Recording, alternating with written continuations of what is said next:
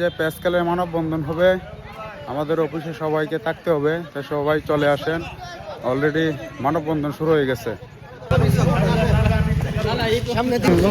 আমরা যারা সরকারি চাকরি করছি ইতিপূর্বে রেকর্ড সৃষ্টিতে দেখছি প্রতি 5 বছর 6 বছর পর পর পে স্কেল হয়, বেতন দ্বিগুণ হয়।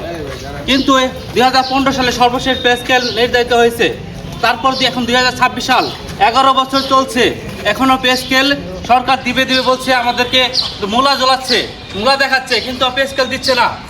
আর 2015 সালে পে স্কেলে যে বিষয়টা আমরা দেখেছি, 20টি গ্রেডের থেকে 10ম গ্রেডে একরকম টাকার ডিফারেন্স অনেক থাকে, এবং 20তম গ্রেড থেকে 11তম গ্রেড টাকার 200-300 ডিফারেন্স থাকে।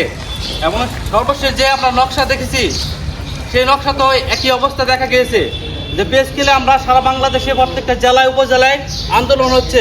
সেখানে দেখছি আমরা কর্মচারীরাই পে স্কেলের জন্য আন্দোলন করছে, কোথাও কোনো কর্মকর্তা আন্দোলনে তাদেরকে আমরা পাই না। কেননা তাদের বেতন অনেক বেশি। তারা 7ম গ্রেড থেকে 9ম গ্রেডে 22,000, আপনার 8ম গ্রেড এমনকি 6ষ্ঠ গ্রেডে লাফে 20,000 25,000 করে বেড়ে যায়। কিন্তু আমাদের কর্মচারীদের বেতন বাড়ে 500 টাকা 700 টাকা করে প্রতি বছর।